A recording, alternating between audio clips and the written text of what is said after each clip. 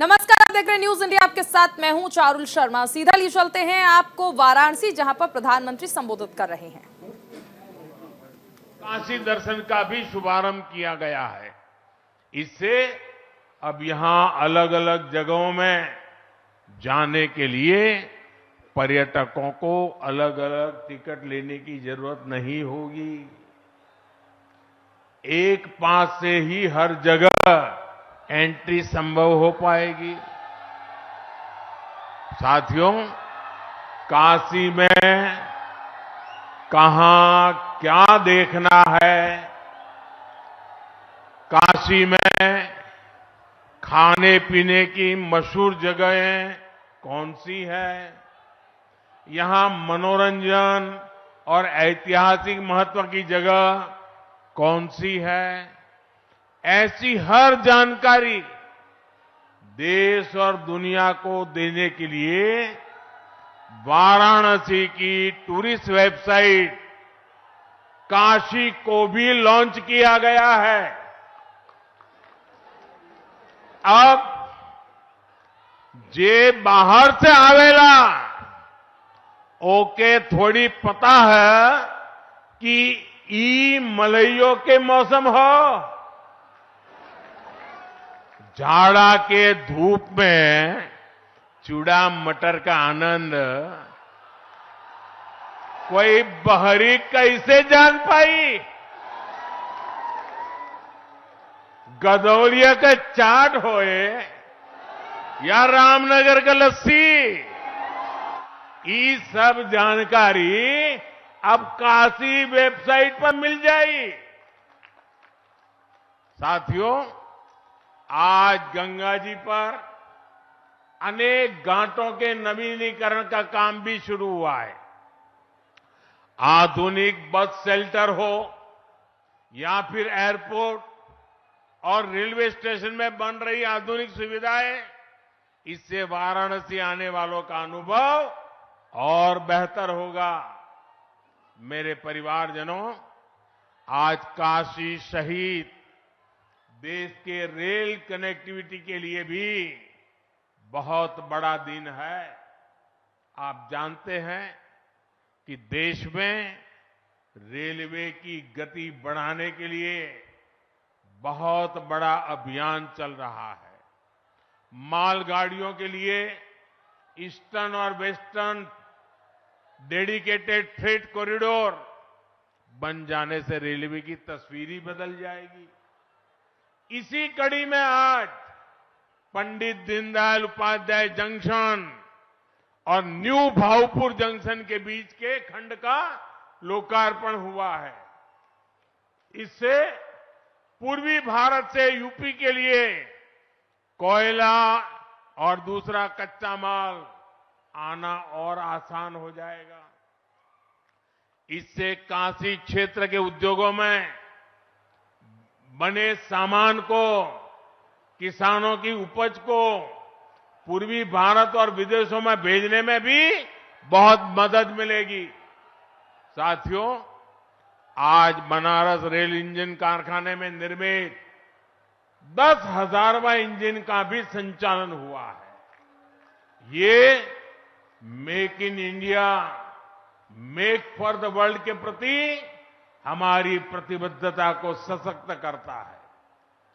UP के अलग अलग हिस्सों में औद्योगिकरण को बल मिले, इसके लिए सस्ती और पर्याप्त बिजली और गैस दोनों की उपलब्धता जरूरी है। मुझे खुशी है कि डबल इंजन सरकार के प्रयासों से यूपी सौर ऊर्जा के क्षेत्र में तेज गति से प्रगति कर रहा है। चित्रकूट में 800 मेगावाट क्षमता का सौर ऊर्जा पार्क यूपी में पर्याप्त बिजली देने की हमारी प्रतिबद्धता को सशक्त करेगा। इससे रोजगार के भी अनेक अवसर बनेंगे और आसपास के गांवों के विकास को भी गति मिलेगी। और सौर ऊर्जा के साथ साथ पूर्वी उत्तर प्रदेश में पेट्रोलियम से जुड़ा सशक्त नेटवर्क भी बनाया जा रहा है। देवरिया और मिर्जापुर में जो ये सुविधाएं बन रही है, इससे petrol, diesel, bio CNG, ethanol की प्रोसेसिंग में भी मदद मिलेगी। मेरे परिवारजनों, विकसित भारत के लिए देश की नारी शक्ति, युवा शक्ति, किसान और हर गरीब का विकास होना बहुत जरूरी है। मेरे लिए तो यही 4 जातियां ही सबसे बड़ी जातियां हैं। ये 4 जातियां सशक्त हो गई तो पूरा देश सशक्त हो जाएगा। इसी सोच के साथ हमारी सरकार किसानों के हितों को सर्वोच्च प्राथमिकता दे रही है। पीएम किसान सम्मान निधि के माध्यम से देश के हर किसान के बैंक खाते में अब तक 30,000 रुपये जमा कराए जा चुके हैं। जिन छोटे किसानों के पास किसान क्रेडिट कार्ड नहीं था, उन्हें भी ये सुविधा दी जा रही है। हमारी सरकार प्राकृतिक खेती पर बल देने के साथ ही किसानों के लिए आधुनिक व्यवस्था भी बना रही है। अभी जो विकसित भारत संकल्प यात्रा चल रही है, उसमें सभी किसान ड्रोन को देखकर बहुत उत्साहित हो रहे हैं। ये ड्रोन हमारी कृषि व्यवस्था का भविष्य गढ़ने वाला है। इससे दवा हो, फर्टिलाइजर हो, इनका छिड़काव और आसान हो जाएगा। इसके लिए सरकार ने नमो ड्रोन दीदी अभियान भी शुरू किया है। गांव में लोग उसको नमो दीदी बोलते हैं। इस अभियान के तहत स्वयं सहायता समूहों से जुड़ी बहनों को ड्रोन चलाने की ट्रेनिंग दी जा रही है। वो दिन दूर नहीं जब काशी की बहन बेटियां भी ड्रोन की दुनिया में धूम मचाने वाली है। साथियों, आप सभी के प्रयासों से बनारस में आधुनिक बनास डेयरी प्लांट, जिसको अमूल भी कहते हैं, का निर्माण बहुत तेजी से चल रहा है। और मुझे शंकर भाई बता रहे थे, 1 महीने में काम शायद पूरा भी हो जाएगा। बनारस में बनास डेयरी 500 करोड़ रुपए से ज्यादा का निवेश कर रही है। ये डेयरी यहां गौ संवर्धन का भी अभियान चला रही है, ताकि दूध का उत्पादन और बढ़े। बनास डेयरी किसानन बदे वरदान साबित भइल हो। लखनऊ और कानपुर में बनास डेयरी के प्लांट पहले से चल रहे हैं। इस साल बनास डेयरी ने यूपी के 4,000 से ज्यादा गांवों के किसानों को 1,000 करोड़ रुपए से ज्यादा का भुगतान किया है। यहां इस कार्यक्रम में और एक बड़ा काम हुआ। लाभांश के तौर पर बनास डेयरी ने आज यूपी के डेयरी किसानों के बैंक खातों में 100 करोड़ रुपए से ज्यादा जमा कराए हैं। मैं ये लाभ पाने वाले सभी किसानों को बहुत बहुत बधाई देता हूं। मेरे परिवारजनों, विकास की ये अमृत धारा जो काशी में बह रही है, वो इस पूरे क्षेत्र को नई ऊंचाई पर ले जाएगी। दशकों से पूर्वांचल का ये पूरा इलाका बहुत उपेक्षित रहा है, लेकिन महादेव के आशीर्वाद से अब मोदी आपकी सेवा में जुटा है।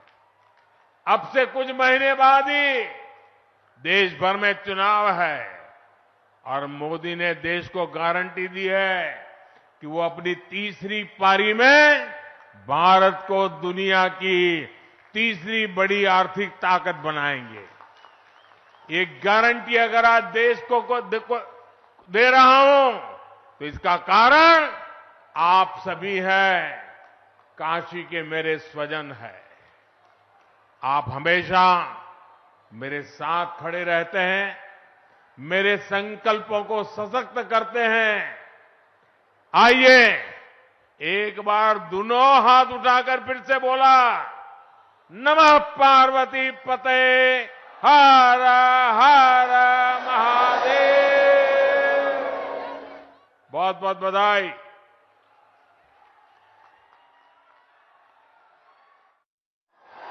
हृदय की गहराइयों से माननीय प्रधानमंत्री जी के प्रति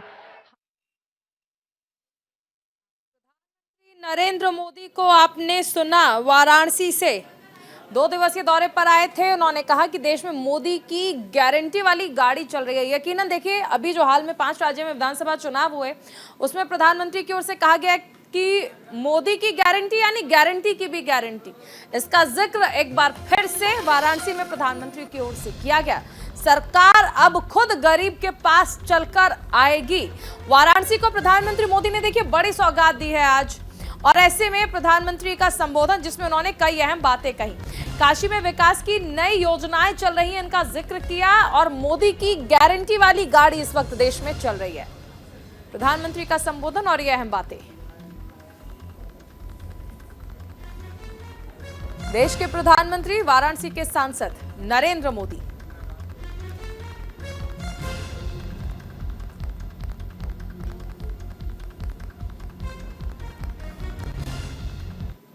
इस बीच एक बड़ी खबर आपको बता दें, मथुरा शाही ईदगाह मामले में फैसला सुरक्षित रख लिया गया है।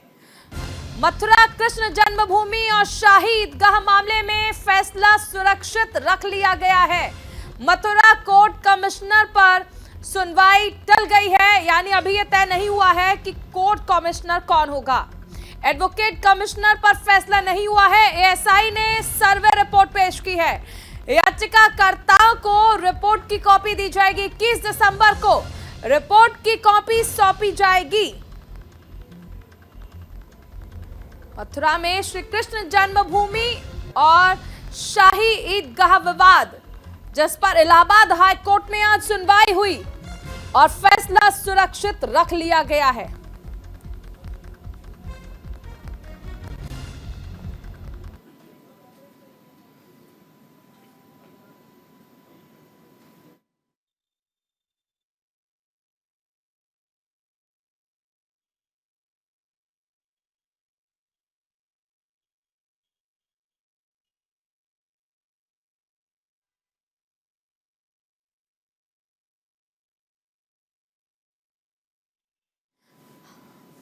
हमारे साथ सहयोगी राहुल मिश्रा जुड़ गए हैं। राहुल, देखिए, कहा जा सकता है कि जिस तरह से कृष्ण विराजमान की ओर से ये याचिका दाखिल की गई थी, फिलहाल तो अब इस पर फैसला सुरक्षित रख लिया गया है। जी, आपसे बता दें कि अभी कुछ क्षण पहले हाई कोर्ट के अंदर भगवान कृष्ण की जो प्रतिमा के साथ पास बनाया गया था। पास बनाने के बाद उनकी इंटरव्यू जैसे आम आदमी, आम जनमानस की होती है, तो ऐसे कृष्ण भगवान की जो पास बनाया जाता है हाईकोर्ट में, पास ले जाके अंदर गए और उसके बाद उनकी सुनवाई हो गई। होने के बाद जो फैसला है वो सुरक्षित रखा गया है।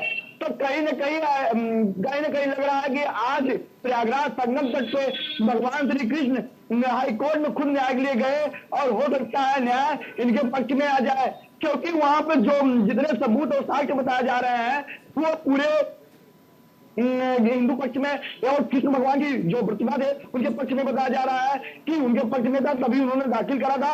आज जो सुनवाई हो चुकी है, रिपोर्ट जो है उनके अंदर सुरक्षित रखा गया। जी बिल्कुल, ये भी समझना चाहेंगे आपसे कि अब अगली सुनवाई कब होगी, क्योंकि और कौन सी बेंच है जो कि इसकी सुनवाई कर रही है। राहुल जी, आपसे बता दें कि इसकी अगली सुनवाई कुछ शहरों में इसका जो डाटा आता है, डाटा ऑनलाइन दे देते हैं, लेकिन अभी तक ऐसे कोई सूत्र नहीं पता मालूम चला है कि जो कितने कब होगी।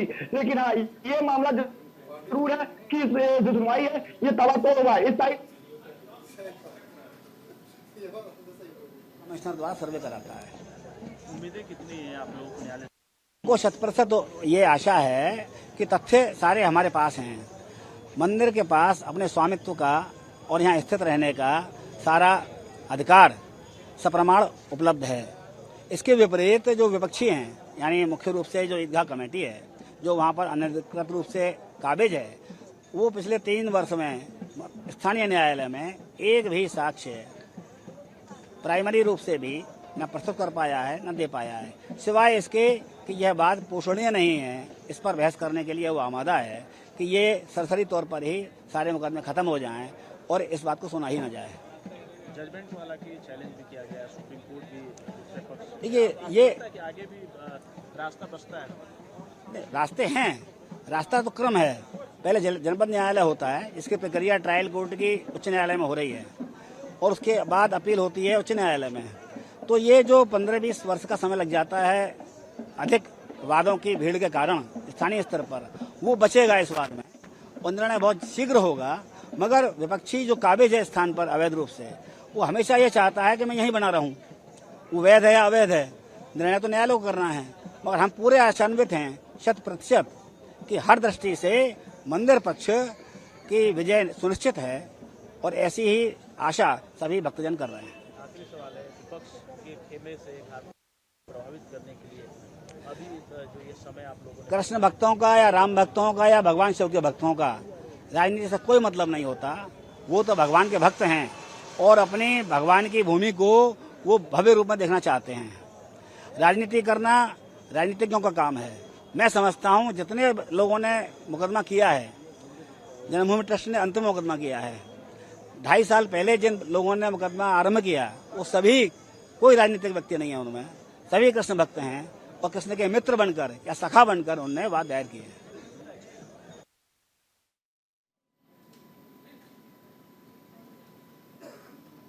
इसी के साथ इस बुलेटिन में फिलहाल इतना ही। आप बने रहिए न्यूज़ इंडिया के साथ।